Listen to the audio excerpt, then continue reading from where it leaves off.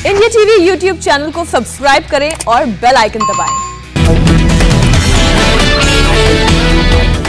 अमेरिकी ड्रोन हमले की पहली तस्वीर आई सामने। अमेरिकी वायुसेना ने रिपर ड्रोन से किया हमला।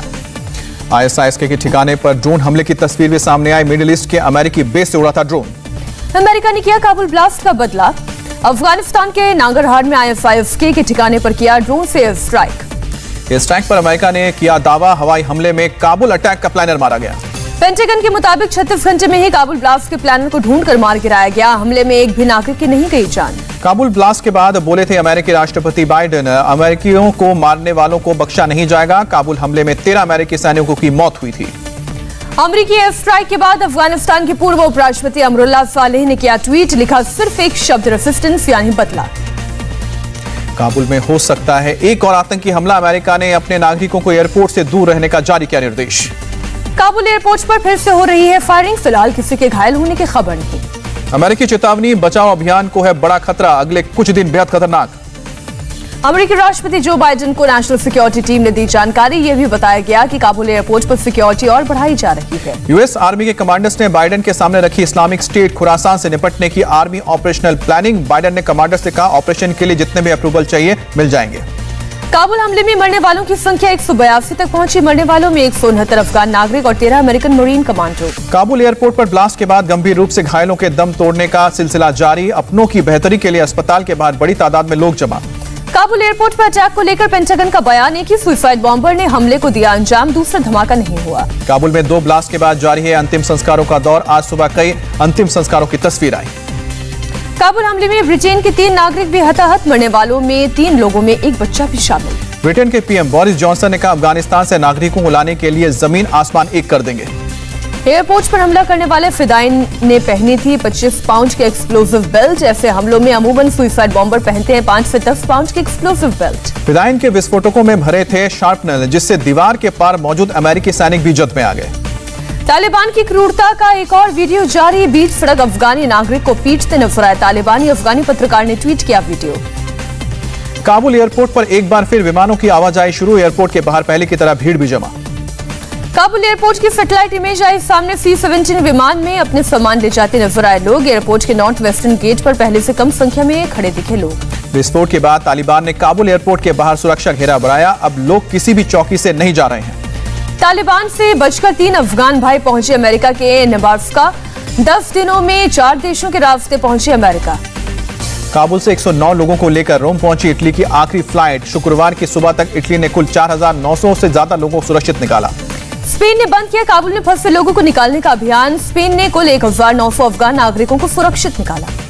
जर्मनी ने 45 देशों के 5347 लोगों को काबुल से निकाला। जर्मन सेना का अंतिम अभियान और अंतिम विमान सैनिकों को लेकर गुरुवार शाम उज्बेकिस्तान के ताशकंद पहुंचा। जर्मनी के रक्षा मंत्री का बयान। जर्मनी ने अफगानिस्तान से लोगों को सुरक्षित निकालने का अभियान समाप्त किया।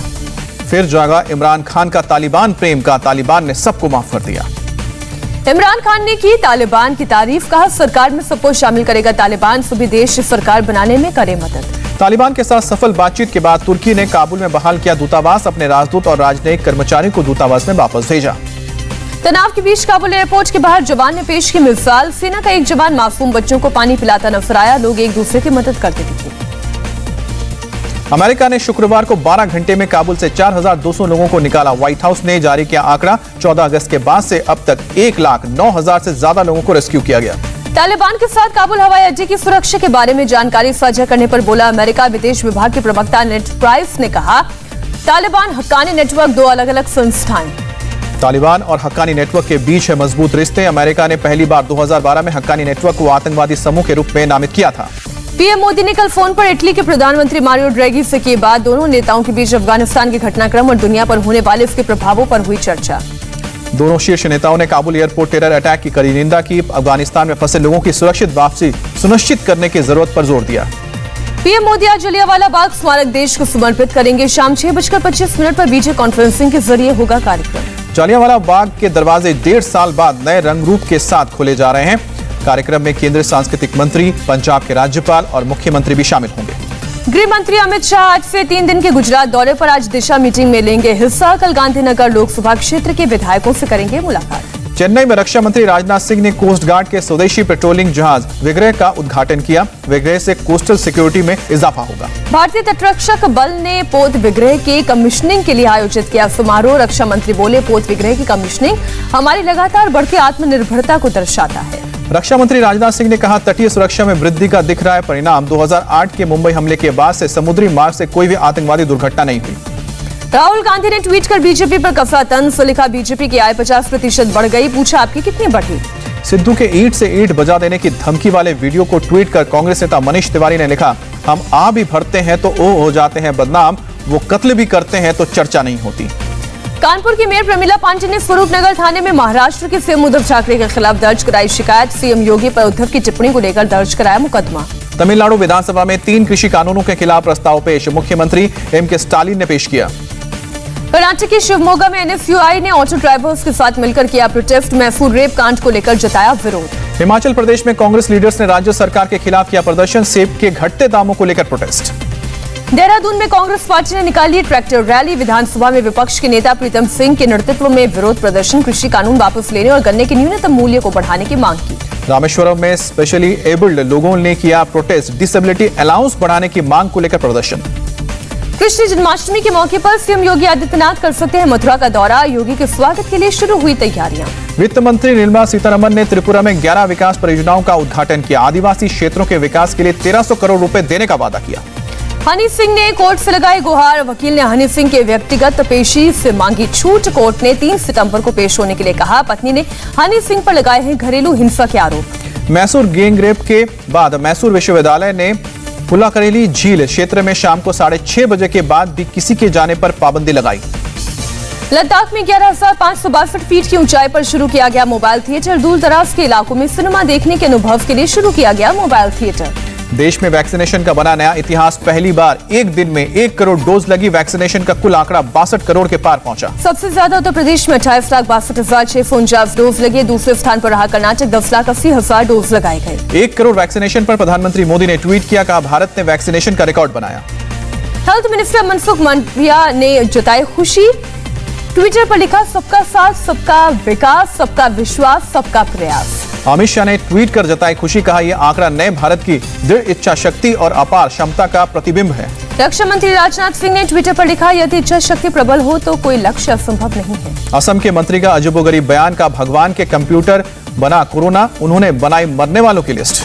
असम के मंत्री के कंप्यूटर और कोरोना वाले बयान पर बोले नवाब मलिक। कहा, ऐसे लोगों को कुछ ज्ञान नहीं, इसलिए ऐसे मंत्रियों की बातों को गंभीरता से लेने की जरूरत नहीं। बंगाल में उपचुनाव को लेकर दिलीप घोष का बयान। कहा, क्या उपचुनाव वाली जगहों पर नहीं हो रहा है कोरोना। देश में 24 घंटे में 46,759 नए कोरोना के केस। 509 मरीजों की गई जान। देश में कोरोना वायरस की धीमी पड़ी रफ्तार। एक दिन में अब 2.66% है पॉजिटिविटी रेट। महामारी को मात देने वालों का आंकड़ा 97.56% पहुंचा। केरल की हालत चिंताजनक। सबसे ज्यादा 32,801 नए केस आए सामने। 24 घंटे में 179 लोगों ने तोड़ा दम। केरल में फिर रविवार को लगाया गया लॉकडाउन। पिछले 2 हफ्तों में दी गई थी छूट। केरल के सीएम पिनराई विजयन का बयान, ऑक्सीजन की कमी से किसी की मौत नहीं। कोरोना आंकड़ों को लेकर फैलाया जा रहा है डर। नए कोरोना केसों में महाराष्ट्र दूसरे नंबर पर पहुंचा। 24 घंटे में 4,654 नए पॉजिटिव केस। 170 की मौत। मुंबई के अग्रीपाड़ा में एक स्कूल के 26 बच्चे कोरोना पॉजिटिव आने की खबर से हड़कंप। बीएमसी ने स्कूल कैंपस को किया सील। मुंबई में एक ही इमारत में मिले हैं कोविड के 14 मरीज। बीएमसी ने सोसाइटी को सील किया। महाराष्ट्र में अब विदेश से लौटने वाले यात्री की नेगेटिव आरटीपीसीआर टेस्ट रिपोर्ट जरूरी। वैक्सीन की दोनों डोज लेने के बावजूद भी आरटीपीसीआर रिपोर्ट जरूरी। दिल्ली में कोरोना के 61 नए केस सामने आए। 24 घंटे में एक भी कोरोना मरीज की मौत नहीं। मध्य प्रदेश में 24 घंटे में सिर्फ 16 कोरोना के नए केस। किसी भी मौत रजिस्टर नहीं की गई। मध्य प्रदेश में 1 सितंबर से खुलेंगे 6ठी से 12वीं तक के स्कूल। क्लास में बैठ सकेंगे सिर्फ 50% छात्र। आम जनता के लिए फिर से खुला महाबोधि मंदिर। सुबह 5 से रात 9 बजे तक खुलेगा मंदिर। कोरोना के कारण पिछले 5 महीने से बंद था मंदिर। कोरोना केस घटने से यूपी के जूता व्यापारियों में दौड़ी खुशी की लहर। आगरा के जूता व्यापारियों को फिर से मिलने लगे हैं जूता बनाने के ऑर्डर। कोरोना के ओरिजिन को लेकर अमेरिकी राष्ट्रपति जो बाइडेन का बयान। कहा, चीन ठोस जानकारी देने से कर रहा है आनाकानी। चीन ने कोविड ओरिजिन का पता लगाने के लिए फिर से जांच कराने की मांग की आलोचना की। कोरोना के ओरिजिन पर अमेरिका की इंटेलिजेंस एजेंसियों की राय बटी हुई है। Office of the director of national intelligence ने कहा, चीन जांच में बाधा डाल रहा है। असम के जोरहाट में ब्रह्मपुत्र नदी का पानी खतरे के निशान के पार। नदी के आसपास के इलाकों में भरा पानी। असम के तिनसुकिया में भी नदी का जलस्तर बढ़ने से मुसीबत बढ़ी, गांवों में घुसा नदी का पानी। उत्तराखंड के टिहरी में भारी बारिश ने मचाई तबाही, बाढ़ के पानी में बह गया ऋषिकेश गंगोत्री नेशनल हाईवे चौरानवे। ऋषिकेश में उफान पर बह रही है नदी में फंसे 4 लोग, एसडीआरएफ की टीम ने रेस्क्यू किया। मुंबई में रेलवे प्लेटफॉर्म और ट्रैक पर वीडियो बनाना शख्स को भारी पड़ा, पुलिस के पकड़ने के बाद हाथ जोड़कर माफी मांगी और वीडियो न बनाने की अपील की। श्रीनगर में हुआ म्यूजिकल कॉन्सर्ट, कश्मीरी नौजवानों में सुसाइड को लेकर जागरूकता फैलाने के लिए कॉन्सर्ट का आयोजन हुआ। मुंबई में एंटी नार्कोटिक्स सेल को मिली बड़ी कामयाबी, 3 करोड़ 90 लाख की कोकीन बरामद, छापेमारी में अब तक 8 अफ्रीकी नागरिक गिरफ्तार। ड्रग्स सप्लाई करने वाली नाइजीरियन गैंग का बड़ा खुलासा, जांच एजेंसियों से बचने के लिए अलग अलग तरह के वीजा का इस्तेमाल कर रहे थे, अब मेडिकल, एजुकेशन, टूरिस्ट सहित कई तरह के वीजा का सहारा ले रहे थे। भाविना पटेल ने रचा इतिहास, गोल्ड मेडल जीतने से सिर्फ एक कदम दूर, सेमीफाइनल में भाविना ने चीन की झांग एम को 3-2 से हराया।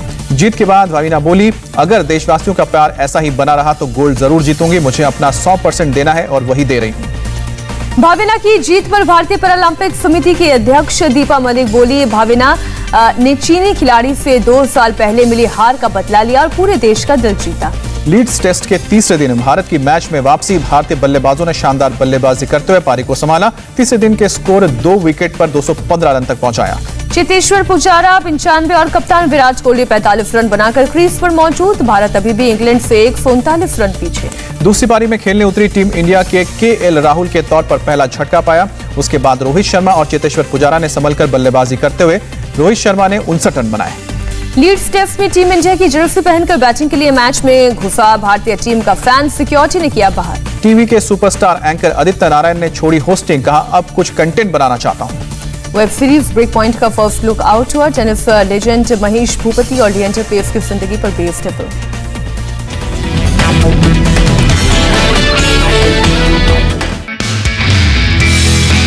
नमस्ते, मैं हूं मीनाक्षी जोशी। वीडियो और खबरों से अपडेट रहने के लिए India TV YouTube channel subscribe करें, बेल आइकन दबाना ना भूलें। जुड़े रहें इंडिया टीवी के साथ।